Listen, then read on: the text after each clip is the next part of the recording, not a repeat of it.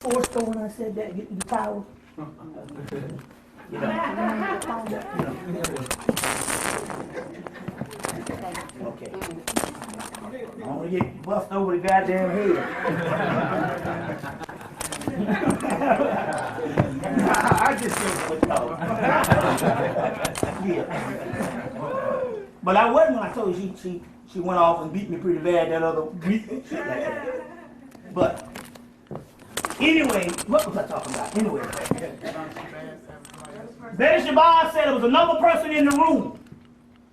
When he said so-called her grandson set the room on fire. And she was trying to tell the people this, and she said this a couple times before she made the transition. Well, Marvin Gaye said the same thing. There was another person in the room. That's what he told me.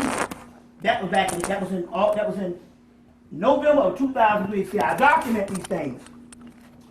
And I document these things when I give you the date. November 2003, the spiritual sister was a sister named Simone out in Los Angeles. So this is how we do in the spirit world. So you don't think it's some old kooky shit. Oh, my mic fell off? Okay, yeah. Okay, yeah.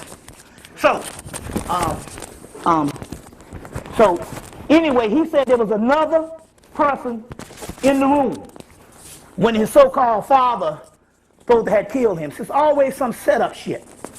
The same thing happened with Sam Cooke. Sam Cooke had a publishing company, a gospel label, and a soul label. And he had all the publishing rights. He was getting new artists to get their publishing rights. This is what, 1963? The Jews was like, hey, motherfucker, you ain't left us shit. Took him to the hotel, set that whole thing up, had the woman kill him and everything. You see what I'm saying? So they've been doing this thing for the longest. Now, Marvin came back recently. We've been seeing the billboards all over. This Marvin billboard, you need to hit Robert on this one. The Marvin billboard is the same equivalence of the Coretta Scott King thing that died. This is major shit. If I say, I think Nas like, did it have to be Hennessy? You goddamn right it had to be Hennessy. What other nigga gonna put some shit up? There wasn't gonna be no Del Monte or no Camel Soup. He was a member of the nightlife. You see what I'm saying? You see? It ain't gonna be no T.D. Jakes up there. So, yes, but it's spiritual. I'm up in Baltimore, doing election in Baltimore. I'm talking about this picture and these billboards, and like Brother Bob said, it looks mystical when we see it, riding on the freeway. So, soon as we get up, after I come out of the lecture, soon as we get to the billboard, the lights cut off. I said, well, that's a damn sign. We passed by, I said, there's Marvin, and as soon as we get there, it's like 2 in the morning because we did some other stuff, and the lights came cut off. And I said, oh, shit. I said, that was a sign. So when we got in touch with Marvin, I said, well, look, did you have any kind of influence in the aspect of the billboard? He said, exactly. I said, so, if I produce that on one of the pictures, will it be a talisman? He said, exactly, that's why I did it. So this is why we got this up here now. Now it's interesting in the spiritual. I want to read something to you. Y'all all right? I want to read something to you here. After Marvin died, we got I don't know how many we got. We might have 20, we might have 30. First come, first served. After Marvin died, this is a caption, a paragraph that came out on him the year after he died. So basically, he died in 1984. In 85, they had to put a paragraph, and in this paragraph, they had to put his whole career and his philosophy and his essence in one paragraph. So I chose that to put on this Marvin poster. And it says, Marvin was tremendously gifted individual, was a tremendously gifted individual. He could compose, produce, play a variety of instruments, and sing with unmatched sincerity. During a career that spanned over 25 years, He helped define the parameters of modern pop music, influencing several generations of musicians and listeners alike. His What's Going On album opened the doors for so-called concept albums, demonstrating that you could make a social comment, that's a God realm there, and still have great music. Marvin showed us through the influences of one's voice, a song could increasingly be sensual without being lewd.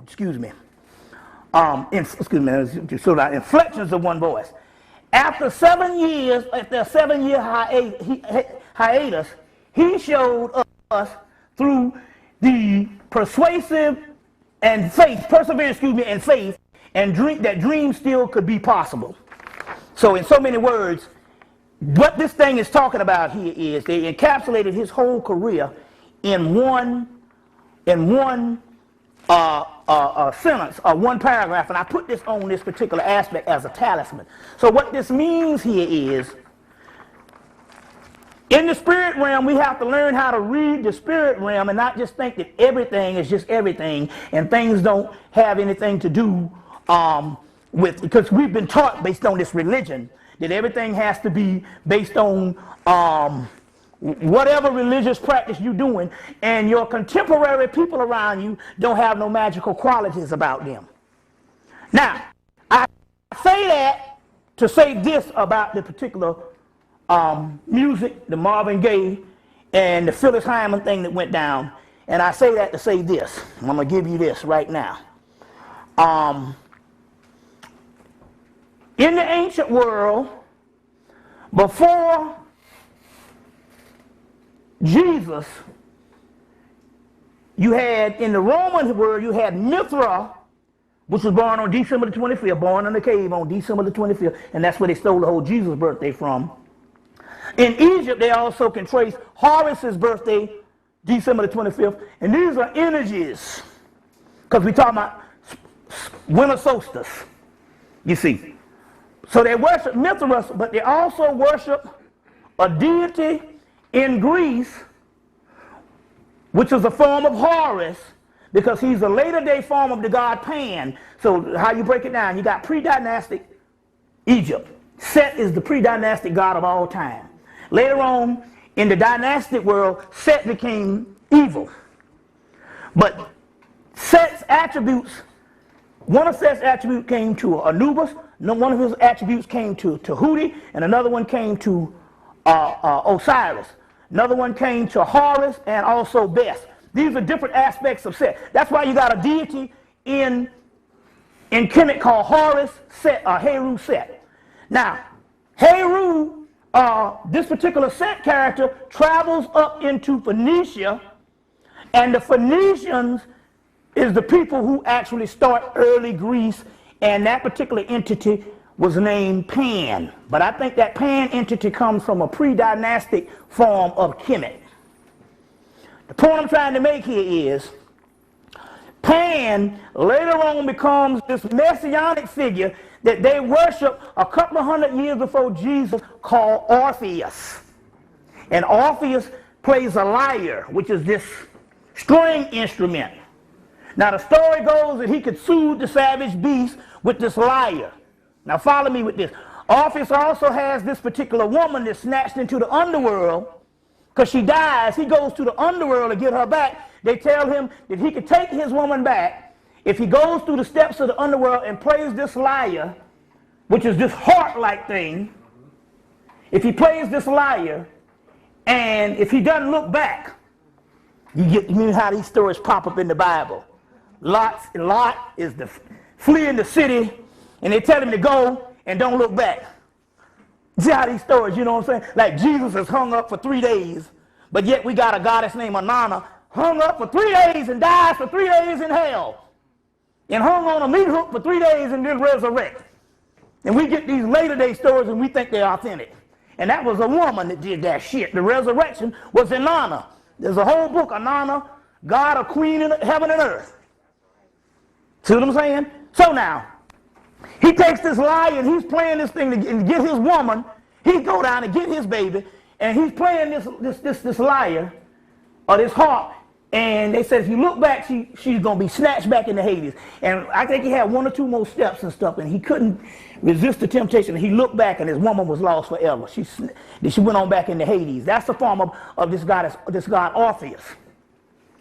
Now, it's interesting here because in 2000 they put out a second version of Jason and the Argonauts, which they just played last weekend on the Sci-Fi Channel again.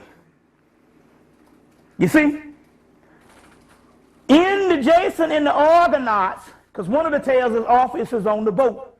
Now, try to understand this, how this thing all comes together. Now, this is the great mystery on how the white people study mythology and pinpoint the people that they got to kill.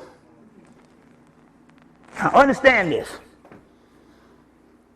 I produced a tape, I don't know the name of the shit now because I got so many, that I talked about in New York, that Jason gets these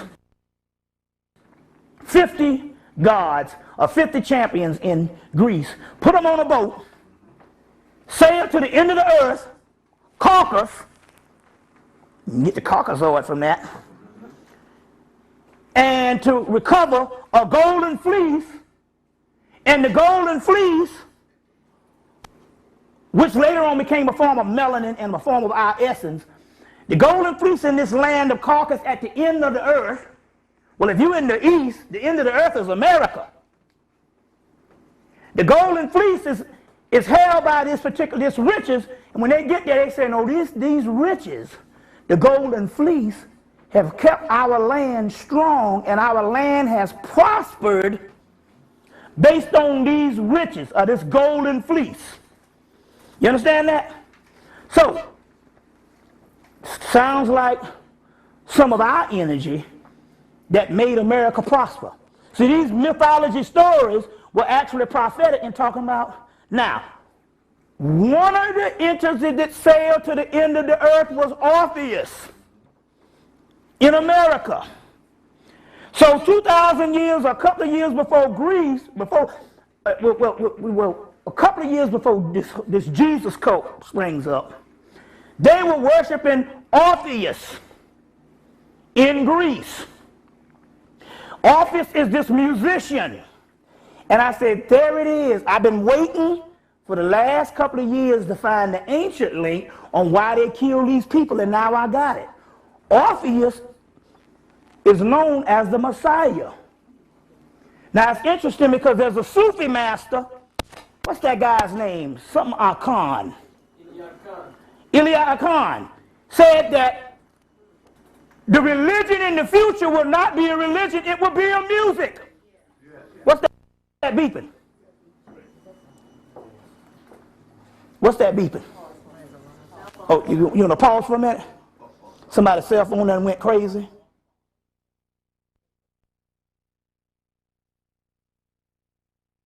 All this modern technology and shit. So they said that the religion in the future will not be a religion. Oh, that's iPhone? Goddamn. Oh, okay. The religion in the future will not be a religion, it will be a music. Now the white boys are studying this mythology and said, wait a minute, on that boat that sailed to the ends of the earth, you see what I'm saying? It's just like masonry. Your boy, what's the Hiram Abiff, hit in the head and drug to the ends of the earth. In the Hebrew mythology, Solomon is hit in the head and drug to the ends of the earth also. Talking about America. In the Graham mythology, Camelot is America. The British got the shit from France and Ireland and made it into Britain. Brought up by the Moors. But on that ship that would sail to America, they said it took the best heroes, Hero and Heru Horus, the Christ, of Greece. The best hero. Now the story comes from Jason, the voyage of the Argo comes from the guy who did it. I can't think his name right now. Apollonius or Rose or whatever, was a curator at the Library of Alexander. So the story comes out of Egypt, of a people that would take some people, the best. Now look at this. They took the best heroes, put them on a boat, sailed to the ends of the earth to get the golden fleece. The golden fleece is the spiritual attainment. So let's break it down. You take the best Africans, put them in the Western Hemisphere, because they have all of the talents of all the Africans around the world. You make a new people, and those people, the golden fleece means illumination. Those people will illuminate, will be the Christ. They will be the Christ. Now they study this shit because State University of New York put out a book called Alchemy and the Golden Fleece. And they took out of retirement a word so the white boy can say, fuck it, we don't need to use this word no more. It reveals too much. So the word was called chrysomelos, which melos meaning black, also meaning apple. You cut an apple open, it's got what in it? Melanin. Chrysomelos, which means the black Christ. They said, we don't need to use this word no more. So they'll get together, have a conference, just like they did the conference of Nicaea, and take that motherfucker out of existence. So there's a book called State University of New York put it out. It's still in print. You can get it at East West Bookstore in New York City. Still in print. SUNY, State University of New York. Alchemy and the Golden Fleece. And they took a word that was defunct. They said, well, they might have took this word out of existence about 100 years ago. They print the word back in the doggone book. Chrysomelos, which is the Golden Fleece. So the Christ, so they took these people, put them in a boat, sailed to the end of the earth, the best of the Africans, and they produced the Christ. On that boat was Orpheus. Well, let's go a little further. If you get the two Jason and the Argonauts, 1963 and 2000. And in the one in 2000, Orpheus, who played the lyre, was what color? Black. Same guy that played in, what's the name of that movie? With John Travolta, he's playing Bill Clinton. Remember that? Kimberly. What was the name of that movie John Travolta played Bill Clinton? Primary Colors. Was a black guy in Primary Colors. He was also in Day After Tomorrow. Real, you know, funny looking black guy. You know. That guy played Orpheus, a messiah figure of music. So therefore, this is why they had to start killing off these particular entities. The mystery here is the music. It wasn't a physical person that was going to be the Messiah, which they would kill these ones off. But remember, there's a book called The Messiahs of the Dead Sea Scrolls, and in there they talk about that the Jews know, I'm talking about the Israelis, taking and studying our mystical text, that there's about damn near 15 types of messiahs. Messiah, there's a priest messiah. Just about everybody who got a vocation in the world or supposed to be these people in exile is a form of the Messiah. So the Messiah is not just one person. And in earlier books printed in the 1960s, the white people in the occult world said the Messiah means a whole race of people. That can be a figure that you can line up behind, but it means a whole race of people. And there's a book called Messiahs of the Dead Sea Scroll, and they got damn near 14 damn Messiahs. So this is a Messiah. A Messiah is one who inspires. Now, why is it that the guy Tyreek, they had the MTV Cribs, and they go downstairs in Tyreek's house, and he got Biggie at the damn Last Supper, Tupac, Aaliyah, who else he had? Left Eye, and in the middle, he had who? He had Marvin Gaye with the thorns, the crown on his damn head. See what I'm saying? And Marvin Gaye said it. That I said, well, damn, why did they take you out? He said, I was getting ready to take this shit and do a whole nother love music with this thing. He had already started with that tantra thing. But they say that he's able to, this word right here, they said, there's one of these words they say, he could be incredibly sensual without being lewd, which means he was able to couch in his sensuality, in his music, a spiritual aspect, and they studied it, a spiritual aspect of his whole essence in the music that could raise the people up and don't even have to be lewd. And I believe personally, I